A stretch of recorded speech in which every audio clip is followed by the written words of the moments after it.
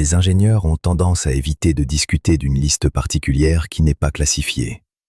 Au lieu d'être cachée dans un coffre du gouvernement, elle est visible, dispersée dans les réserves des musées, les revues académiques et les rapports archéologiques qui restent largement ignorés. Cette liste comprend des technologies antérieures à 1850, créées, employées et consignées par des mains humaines. Si vous remettiez leur plan à l'entreprise d'ingénierie la plus avancée d'aujourd'hui et lui demandiez une réplique exacte, elle vous rendrait les documents, admettant ne pas posséder l'expertise nécessaire. Il ne s'agit pas de prendre des décennies ou de coûter une fortune. Ils admettraient tout simplement leur ignorance. C'est ce que nous allons examiner aujourd'hui. 10 technologies antérieures à 1850 qu'aucun ingénieur moderne ne peut recréer. Ce n'est pas dû à un manque de machines ou de matériaux, mais parce que certaines connaissances ont été perdues.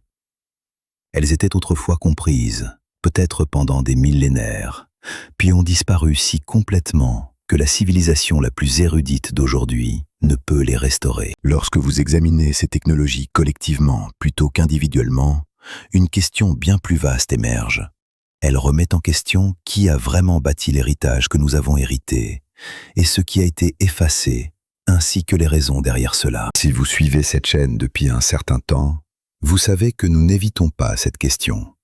Nous y faisons face directement et traçons les preuves. Aujourd'hui, nous allons explorer 10 des énigmes technologiques les plus déroutantes de l'histoire enregistrée. Si c'est votre première visite, nous vous souhaitons la bienvenue. Veuillez vous abonner et activer les notifications. Les sujets dont nous discutons ici n'apparaissent pas dans les manuels d'histoire standard. Chaque semaine, nous creusons plus profondément dans des archives que le récit officiel préfère que vous ignoriez. Vous êtes au bon endroit. Commençons. La première entrée de cette liste paraît banale lorsque vous la voyez pour la première fois. Vous l'avez probablement croisée sans réaliser son identité. Le béton. Plus précisément, il s'agit du béton que les Romains ont coulé dans leur port et brise-lames il y a près de 2000 ans. Il mérite sa place ici parce que ce béton, après avoir reposé sur le fond de la Méditerranée pendant 2 millénaires, il est aujourd'hui plus solide qu'à sa pose. Le béton moderne commence à se fissurer en 50 ans. Ce béton, qui soutient actuellement les infrastructures de la plupart des grandes villes du monde développé, subit déjà une défaillance structurelle progressive. Les ingénieurs le reconnaissent. C'est pourquoi les inspections de ponts et les rénovations d'autoroutes coûtent des centaines de milliards chaque année. Les Romains n'avaient pas un tel problème. Leur mélange, appelé opus caementitium, utilisait de la cendre volcanique d'une région près de Naples, connue sous le nom de Pouzole, combinée à de l'eau de mer et de la chaux. Ce qui aurait dû donner un matériau cassant et poreux a plutôt créé quelque chose qui durcissait avec le temps. L'eau de mer a déclenché une réaction chimique avec les minéraux volcaniques, générant de nouvelles structures cristallines au sein de la matrice du béton au fil des décennies et des siècles. Des biologistes marins étudiant les ruines de ports romains ont découvert des cristaux de tobermorite, un minéral rare habituellement formé dans des processus géologiques à haute température. Ces cristaux ont spontanément grandi à l'intérieur du béton, le renforçant de l'intérieur. En 2017, des scientifiques des matériaux modernes ont publié une étude approfondie confirmant la chimie. Ils ont décrit précisément l'activité moléculaire, puis ont reconnu un fait discrètement dévastateur. Le reproduire n'est pas simple. La cendre volcanique spécifique de Pouzole ne peut être facilement remplacée. Les proportions exactes n'ont jamais été entièrement retrouvées, et la méthode de durcissement reste inconnue. Plusieurs équipes ont tenté des reconstructions partielles, mais aucune n'a égalé la résistance à la compression des originaux romains survivants. Réfléchissez à ce que cela implique. Nous pouvons envoyer des instruments sur Mars. Nous pouvons modifier le génome humain. Pourtant, nous ne pouvons pas produire un béton aussi bon que celui que les Romains coulaient dans les ports avant la naissance du Christ. Ne vous interrogez pas sur la manière dont les Romains possédaient cette information. Recherchez plutôt son origine, car les Romains n'étaient pas des scientifiques pionniers. Ils agissaient en tant qu'administrateurs et ingénieurs militaires, s'inspirant largement des Grecs, qui eux-mêmes avaient appris des Égyptiens, qui avaient à leur tour acquis des connaissances d'une civilisation encore plus ancienne. La recette du béton romain n'a pas été développée par tâtonnement romain. Elle a été transmise.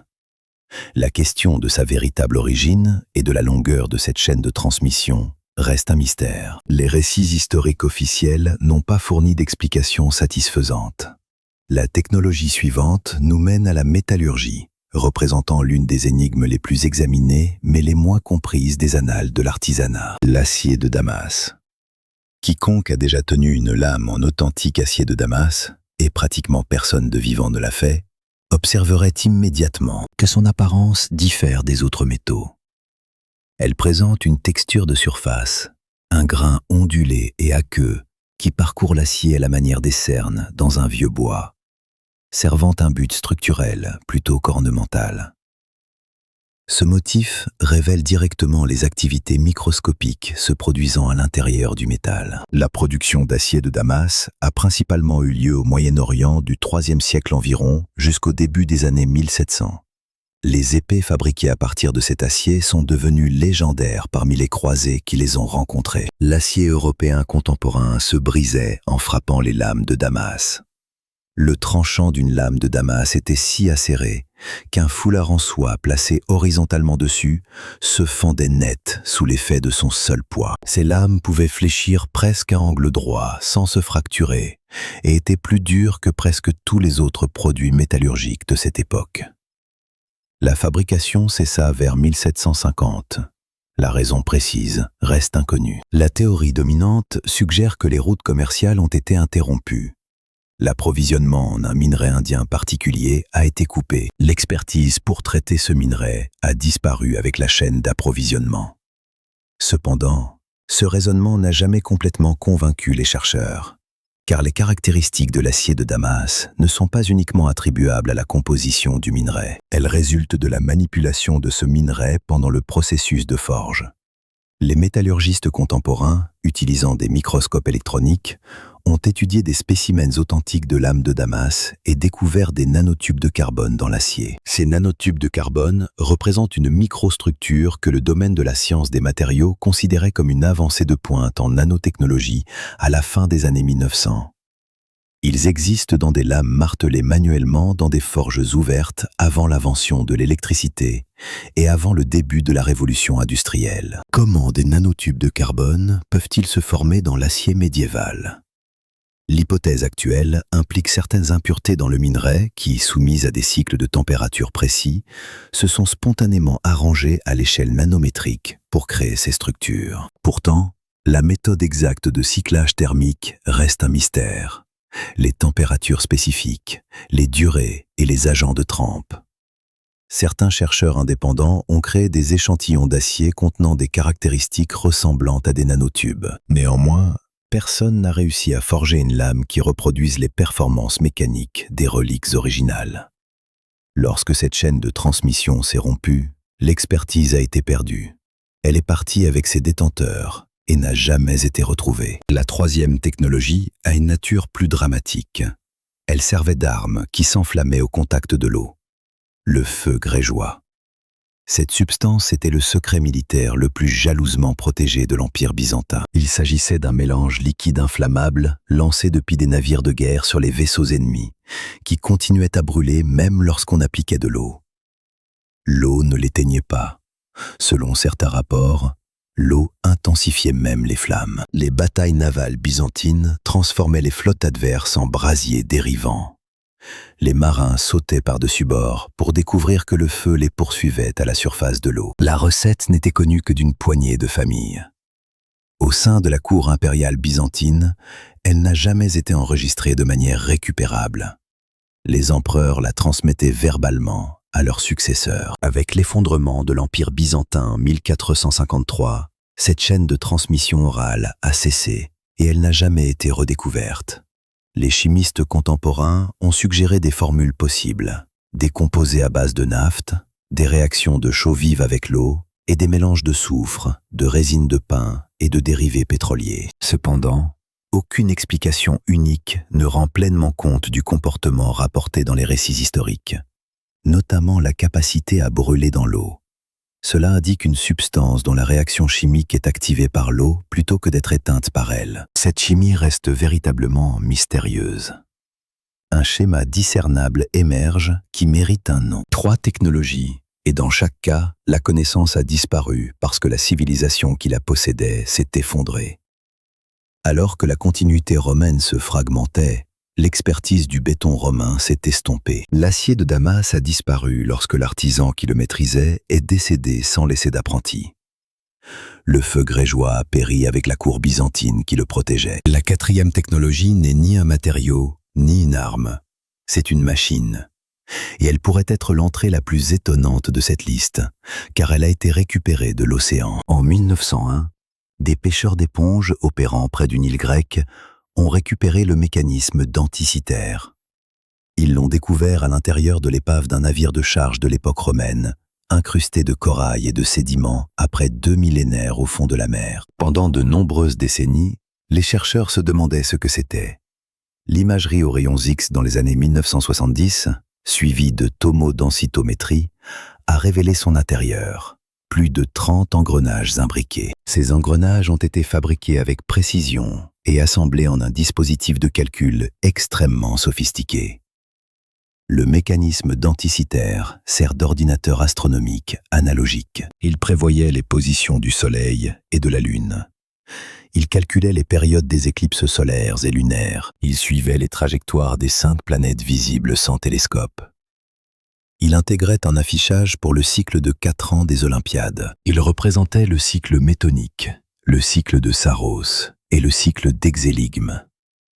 Ces intervalles astronomiques exigent une observation minutieuse à long terme. Les mathématiques avancées nécessaires pour identifier et coder les rapports d'engrenage dans le mécanisme sont précises à une fraction de pourcent près. Selon les données astronomiques modernes, il a été construit entre 150 et 100 avant notre ère. La précision de fabrication requise pour créer ce dispositif n'a été égalée par l'horlogerie européenne qu'au moins au XIVe siècle, et sans doute pas dépassée avant le XVIIe. Pendant la majeure partie du XXe siècle, c'était essentiellement un artefact unique, sans ancêtre technologique connu. Rien avant lui ne laissait présager son existence. Rien après lui n'a prouvé la survie de son savoir. Des chercheurs ont construit des répliques physiques en utilisant l'usinage CNC contemporain, et ces répliques fonctionnent correctement. Cependant, construire une réplique avec des outils modernes et une compréhension astronomique moderne n'équivaut pas à comprendre comment les artisans anciens ont fabriqué l'original avec les outils et les connaissances disponibles en 100 avant notre ère. L'original a été créé sans outils électriques, sans instruments de mesure de précision tels que nous les connaissons, et sans les fondements mathématiques de l'ingénierie moderne. Et il n'existe qu'un seul exemple survivant, ce qui indique presque certainement qu'il ne s'agissait pas d'une invention unique, mais d'un spécimen survivant d'une tradition de production. Le mécanisme denticitaire suggère l'existence d'un domaine de recherche astronomique, d'artisanat de précision et de sophistication technique que les archives historiques ne nous révèlent pas. Où se trouve ce domaine ? Pourquoi ces archives sont-elles absentes ? La 5e technologie semble d'abord appartenir à une catégorie différente. Ce n'est ni un matériau stratégique, ni un ancien dispositif de calcul. C'est un violon. Plus précisément, les violons fabriqués par Antonio Stradivari à Crémone, en Italie, d'environ 1680 jusqu'à sa mort en 1737. Les quelques 650 instruments Stradivarius survivants sont actuellement évalués entre 5 et 20 millions de dollars chacun, non pas en raison de leur âge ou de leur prestige historique, mais à cause de leurs propriétés acoustiques. Des violonistes professionnels et des chercheurs en musique qui ont mené des tests d'écoute à l'aveugle contrôlés évaluent systématiquement les instruments Stradivarius comme exceptionnels et distincts de ce que créent les luthiers modernes. Les chercheurs ont étudié le vernis, un composé qui, malgré des analyses approfondies, n'a jamais été identifié chimiquement. Le bois, épicéa et érable, du petit âge glaciaire, a été étudié, car une croissance plus lente l'a rendu plus dense et plus cohérent acoustiquement. Il a été suggéré que Stradivari utilisait des sels minéraux pour traiter le bois, modifiant ses propriétés acoustiques d'une manière qui reste au-delà de nos capacités de modélisation. Chaque hypothèse avancée a conduit à des tentatives de reconstruction. Des facteurs d'instruments modernes, utilisant des scanners CT de pièces originales, ont fabriqué des instruments remarquables. mais aucun n'a été jugé égal aux originaux lors de tests contrôlés. La compréhension de ce que Stradivari a accompli, quel que soit le mélange de sélection des matériaux, méthode de préparation, formulation du vernis et perspicacité géométrique qu'il impliquait, ne lui a pas survécu. 5 technologies, chacune avec ses connaissances préservées au sein d'une tradition spécifique. Une chaîne d'artisans ou d'érudits l'a transmise par un enseignement direct. Et dans chaque cas, la chaîne a été rompue. Ce n'était pas dû à l'impossibilité de préserver la connaissance, mais parce que la civilisation qui la possédait n'a pas réussi à maintenir sa cohésion. Dans les conceptions historiques conventionnelles, ces ruptures sont considérées comme des événements distincts. Rome est tombée, Constantinople a été pillée, des artisans individuels ont péri sans héritier. Chaque rupture est attribuée à sa propre cause localisée. Mais si ces ruptures n'étaient pas distinctes, et si elles représentaient les signes en aval de quelque chose de bien plus significatif? Et si le monde d'avant 1850 n'était pas en train de s'élever progressivement vers notre niveau actuel de connaissance? Et si c'était un monde dans les phases tardives de quelque chose qui avait déjà atteint des sommets que nous n'avons pas encore retrouvés? Il existe un corpus de recherche en croissance et de plus en plus détaillé. Cette recherche examine l'environnement construit de l'ère pré-industrielle et découvre des preuves d'une tradition technologique. Une qui ne correspond pas à la chronologie standard. Vous avez peut-être rencontré une partie sous l'étiquette Tartarie, un terme qui pointe vers une véritable anomalie dans les archives historiques. L'anomalie est la suivante. La grande architecture des XVIIIe et début XIXe siècles à travers l'Europe, les Amériques et l'Asie, elle démontre un degré d'expertise matérielle et d'ambition structurelle qui contredit le calendrier de construction qui nous est fourni. Des bâtiments érigés selon les récits officiels par de petites équipes sur de courtes périodes avec des outils à main présentent des caractéristiques que les ingénieurs modernes ont du mal à expliquer, non seulement en termes d'échelle, mais aussi en sciences des matériaux, en ingénierie acoustique et en système de chauffage qui précèdent d'un siècle ou plus notre prétendue invention de ces technologies. La théorie suggère que la civilisation qui a créé ces structures n'était pas celle officiellement enregistrée comme leur bâtisseur, que les XVIIIe et XIXe siècles n'étaient pas une période d'émergence, mais de récupération et de sauvetage. C'était un monde post-effondrement, héritant et ne comprenant que partiellement des structures d'une époque antérieure. La 6e technologie nous amène spécifiquement à la pierre, à ce qui se produit lorsque les humains taillent. Ils déplacent et assemblent des pierres d'une taille et d'une précision qui devraient être impossibles sans machine contemporaine. L'exemple classique est Sacsayhuaman, le complexe fortifié au-dessus de Cusco, au Pérou. Sacsayhuaman est construit à partir de blocs de calcaire. Le plus gros pèse environ 360 tonnes. Pour référence, la capacité de levage maximale de la plus grande grue mobile largement utilisée aujourd'hui est d'environ 1200 tonnes. Cependant, cette grue nécessite une base préparée, une installation extensive et une équipe spécialisée. Déplacer un bloc de 360 tonnes sur un terrain andin accidenté et en montée est un défi complètement différent. Les blocs de Sacsayhuaman s'emboîtent si parfaitement qu'aucun mortier n'a été utilisé. Les écarts entre les blocs ont été mesurés avec des tolérances inférieures au centimètre. Et les blocs ne sont pas rectangulaires. Ils sont polygonaux avec des surfaces d'emboîtement complexes. Chaque bloc a une forme unique qui s'emboîte avec ses voisins avec la précision d'un puzzle tridimensionnel. Les ingénieurs modernes qui ont examiné Sacsayhuaman ont suggéré des rampes, des rouleaux et de grandes forces de travail organisées. Ces théories sont plausibles en théorie, mais n'ont jamais été reproduites avec succès dans la pratique.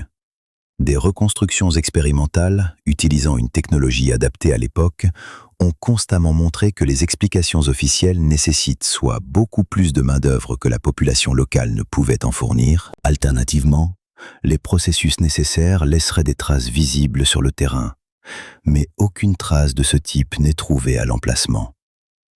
L'aspect le plus difficile à expliquer est la précision de l'assemblage des pierres. Pour former chaque surface polygonale, afin qu'elle s'ajuste parfaitement à sa voisine, il faut une technique de mesure et de découpe sophistiquée qui atteint une précision subcentimétrique sur des formes tridimensionnelles irrégulières. Une autre possibilité est une méthode matérielle qui permettait de mouler la pierre lorsqu'elle n'était pas encore solide, puis de la solidifier en place. L'explication alternative suggère que certaines constructions mégalithiques ont été édifiées à l'aide d'un béton géopolymère.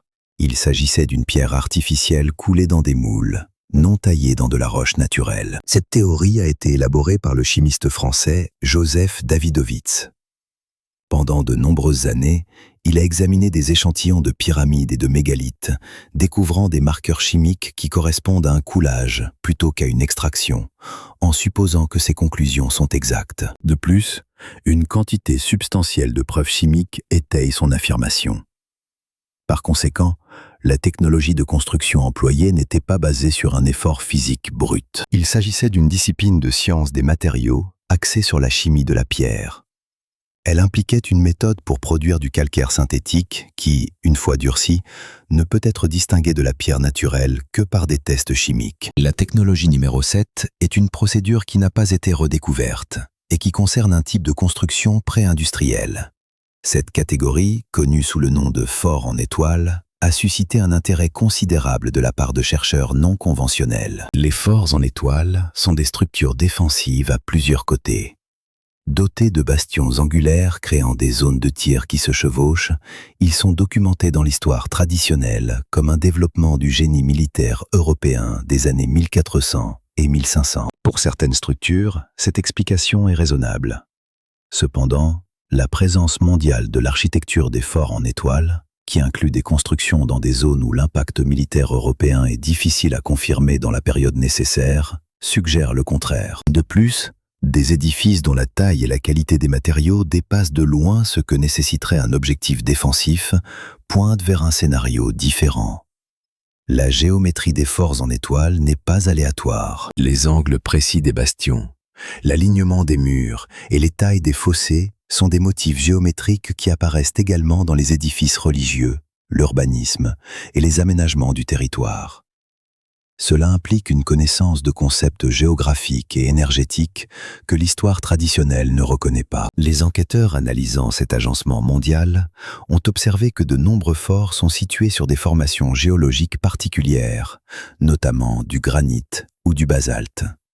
Ces roches possèdent de fortes caractéristiques piézoélectriques, c'est-à-dire qu'elles produisent une charge électrique lorsqu'elles sont soumises à une pression mécanique. Selon le raisonnement militaire traditionnel, la géologie ne devrait pas dicter où une forteresse est construite.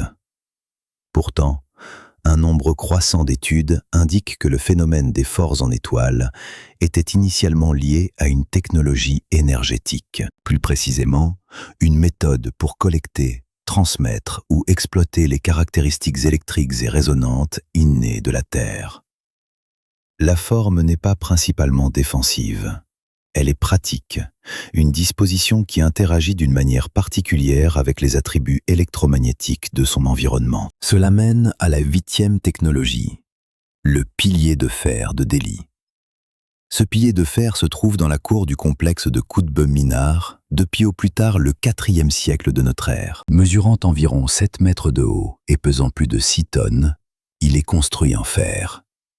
Ce qui le rend extraordinaire, c'est qu'il n'a pas rouillé. Après 16 ans d'exposition au climat de mousson du sous-continent indien, un climat particulièrement hostile aux métaux ferreux, avec des cycles alternés d'humidité et de sécheresse qui accélèrent considérablement la corrosion, le pilier ne présente presque aucune rouille. Une fine patine stable s'est formée à la surface, mais le métal sous-jacent reste structurellement sain.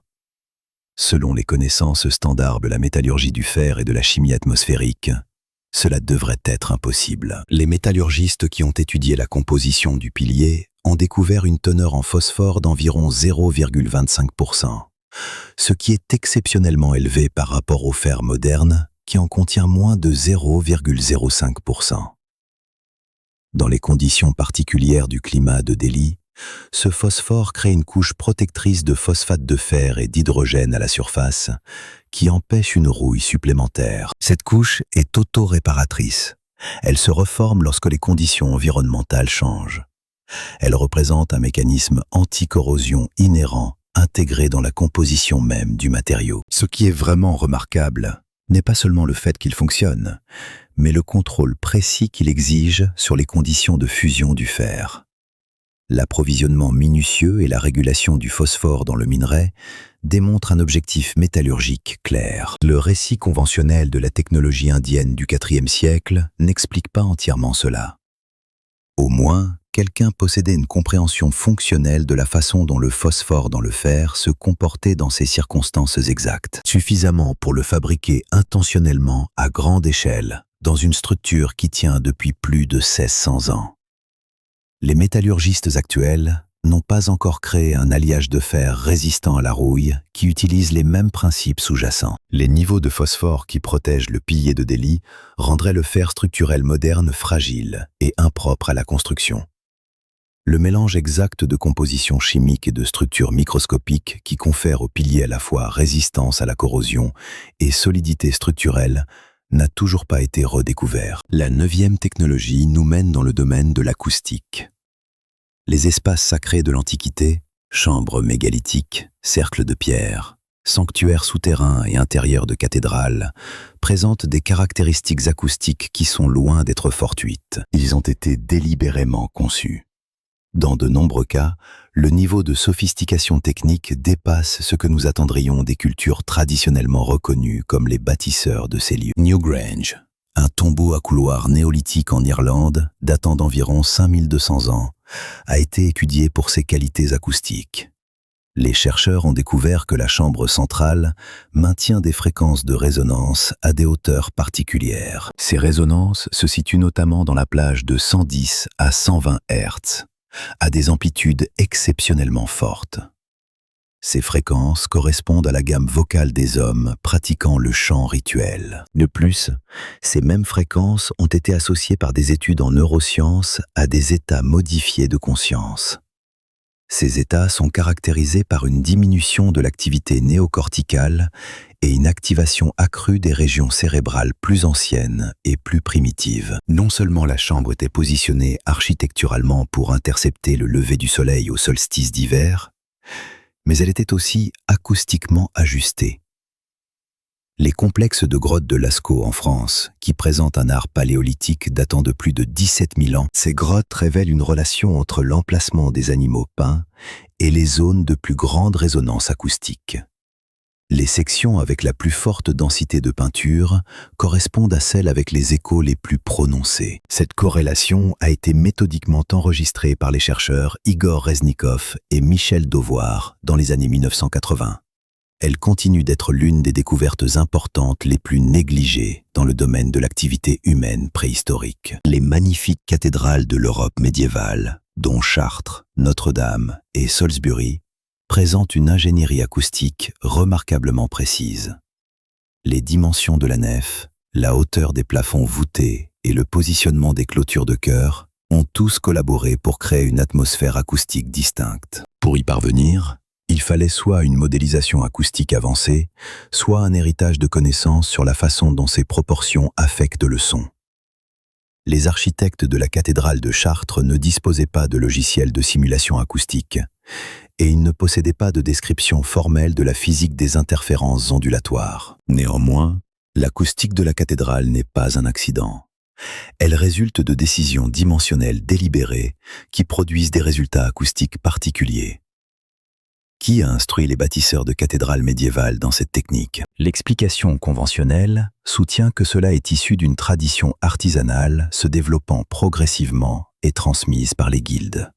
Cependant, cette explication est difficile à soutenir. Réfléchissez à l'émergence rapide de l'architecture gothique, à la vaste étendue géographique de son emploi uniforme et à l'excellence de ses résultats acoustiques. Cela ressemble moins à une pratique évoluant progressivement qu'à une tradition mise en œuvre qui a reçu ses directives d'une source externe. Et cette source est l'objet de la 10e technologie antérieure à 1850. Dans de nombreuses cultures à travers tous les continents habités, nous trouvons des récits, des vestiges architecturaux et des preuves physiques d'une certaine technologie. Pour exploiter ce que l'on peut appeler largement l'énergie libre, les forces électriques, électromagnétiques et résonantes naturelles de la Terre. Dans la tradition ésotérique occidentale, cela était appelé éther. Dans la philosophie chinoise classique, cela se rattache au concept technique inhérent au véritable feng shui. La pratique de cartographier les flux d'énergie à travers le paysage, dans sa véritable forme, n'était pas simplement ornementale, mais une discipline technique. Dans les coutumes védiques, ce concept se rapporte aux directives architecturales du Vastu Shastra. Le texte décrit l'alignement structurel et les dimensions basées sur le flux d'énergie, et non seulement sur l'attrait visuel. La preuve de cette technologie n'existe pas dans les archives écrites, mais dans les bâtiments réels. Prenez la flèche comme exemple. On trouve des flèches sur les bâtiments religieux et gouvernementaux dans presque toutes les cultures qui ont une histoire de construction à grande échelle. Le raisonnement communément admis est métaphorique. La flèche pointe vers le ciel, mais elle fonctionne aussi comme une antenne physique. C'est un conducteur vertical effilé, attaché à une base solide en pierre ou en métal. Lorsqu'elle est mise à la terre, cela décrit essentiellement un dispositif conçu pour interagir avec les champs électromagnétiques. Les scientifiques qui ont étudié les caractéristiques électromagnétiques des anciens monolithes et des bâtiments à flèches ont détecté à plusieurs reprises des irrégularités inhabituelles. Cela inclut des perturbations localisées du champ magnétique, une conductivité électrique anormale et des propriétés piézoélectriques dans la pierre. Examinez maintenant le dôme. Les dômes sont universellement présents dans l'architecture religieuse dans le monde entier, des stupas bouddhistes aux mosquées islamiques et au-delà, s'étendant aux basiliques chrétiennes et aux kivas amérindiennes. De plus, le dôme agit comme une chambre de résonance pour les ondes sonores et électromagnétiques. Le Panthéon de Rome, un dôme en béton vieux de près de 2 millénaires, possède un oculus parfaitement rond à son sommet. Il génère des fréquences de résonance que les scientifiques ont liées à des effets cérébraux particuliers. En 2011, des experts en acoustique ont étudié la Sainte-Sophie d'Istanbul et ont découvert que son intérieur crée un motif spécifique de réverbération et de résonance. Lors d'un service religieux complet, les niveaux sonores auraient provoqué des altérations détectables dans les états mentaux de tous les présents. Ce n'était pas une coïncidence, c'était le but recherché. Dans cette liste figurent le béton romain, l'acier de Damas et le mécanisme denticitaire, le pilier de fer, les structures basées sur la résonance, les conceptions de forts en étoiles et les salles acoustiques posent la question: quelle civilisation possédait la connaissance de toutes ces technologies? Nous ne voyons pas une série d'inventions brillantes non liées, dispersées au hasard dans l'histoire. Au contraire, nous observons un thème cohérent, celui de l'expertise matérielle, de la conscience énergétique et de l'ingénierie sonore. Couplé à une précision astronomique, cela indique une société dotée d'une base de connaissances techniques pleinement développée. Cette culture était loin d'être primitive. Dans certains domaines, elle surpassait nos capacités modernes. Pourtant, cette civilisation a fini par tomber. Selon le paradigme de la Tartarie, la civilisation antérieure au XIXe siècle était bien plus avancée qu'on ne le croit généralement. La chronologie conventionnelle qui positionne notre ère technologique actuelle comme le sommet d'une ascension progressive depuis la primitivité est inexacte. L'erreur est particulière. Elle n'est pas entièrement fausse, mais erronée concernant la trajectoire. Nous ne sommes pas passés de l'ignorance aux lumières. Nous provenons d'une catastrophe. Cela est prouvé par des preuves tangibles. Les exemples incluent le béton romain qui surpasse les versions modernes, l'acier de Damas contenant des nanotubes de carbone, et le mécanisme denticitaire sans lignée technologique antérieure. Les preuves se trouvent dans le pilier de fer inoxydable de Delhi, la conception acoustique de Newgrange et de la cathédrale de Chartres, et la précision mégalithique de Sacsayhuaman. Elles apparaissent également dans les archives photographiques du milieu du XIXe siècle, daguerréotypes et premières images des années 1840 et 1850. Ces images montrent des villes entièrement formées, remplies de cadres architecturaux magnifiques, dont la qualité ne peut être expliquée par l'histoire conventionnelle. Des structures qui, selon la chronologie historique, auraient dû être nouvellement construites ont plutôt l'air vieilles de plusieurs siècles sur les photographies. Ces bâtiments montrent des signes de vieillissement et ont des dimensions et des traitements de surface qui diffèrent complètement des techniques de construction prétendument employées à cette époque. Encore plus notable, bon nombre de ces structures ont depuis été détruites. Ces bâtiments ont été démolis et remplacés par de nouveaux, qui sont presque toujours moins impressionnants en termes d'excellence matérielle et de vision architecturale. Cette tendance ne peut être expliquée par aucun raisonnement financier ou pratique cohérent. Cela suggère un effort systématique pour effacer les preuves. La théorie de l'inondation de boue propose qu'une grande partie du paysage construit avant les années 1800 a été partiellement recouverte par un dépôt sédimentaire rapide. Des fenêtres du rez-de-chaussée situées au niveau de la rue, qui devraient logiquement être des fenêtres de sous-sol. Des portes qui mènent à des monticules de terre, et des étages principaux faisant office de niveaux inférieurs.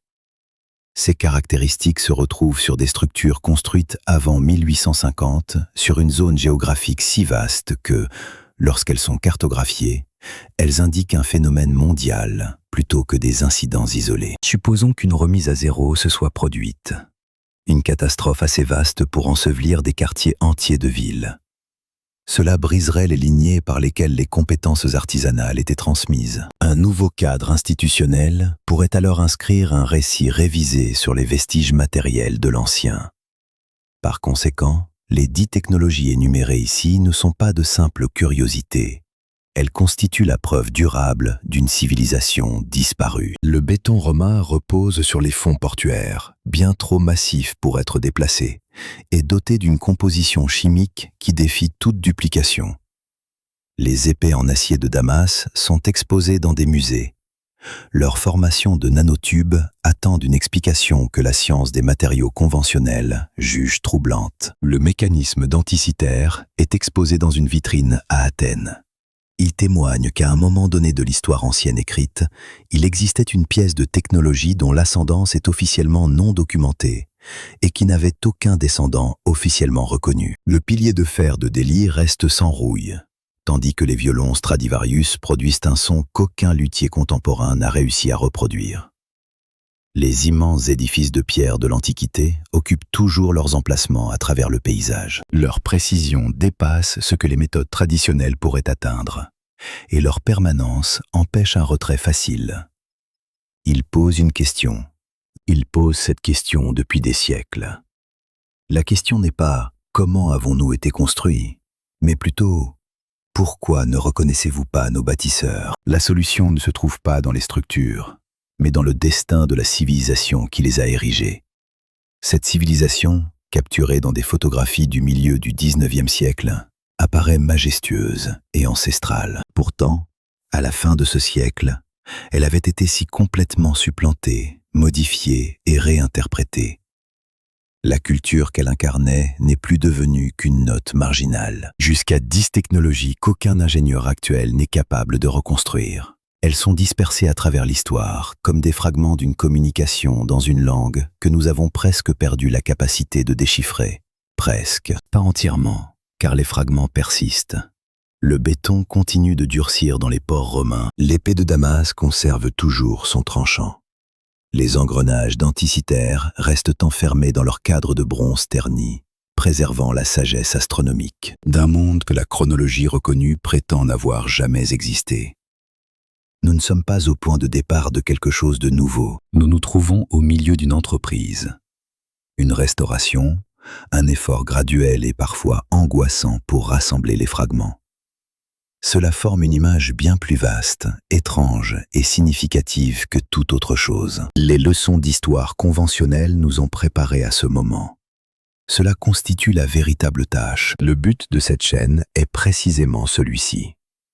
Ne pas vous présenter une solution définitive, car une telle solution n'a pas encore été compilée. Il s'agit plutôt de livrer les composants, de placer les fragments entre vos mains et d'avoir confiance que vous les examinerez avec clarté. Si cela suscite aujourd'hui une nouvelle perspective dans votre esprit, transmettez-la à quelqu'un qui pourrait en bénéficier. Partagez dans les commentaires ci-dessous laquelle de ces 10 technologies vous dérange le plus, celle que vous ne parvenez pas à oublier. Revenez. Il reste du contenu supplémentaire à explorer.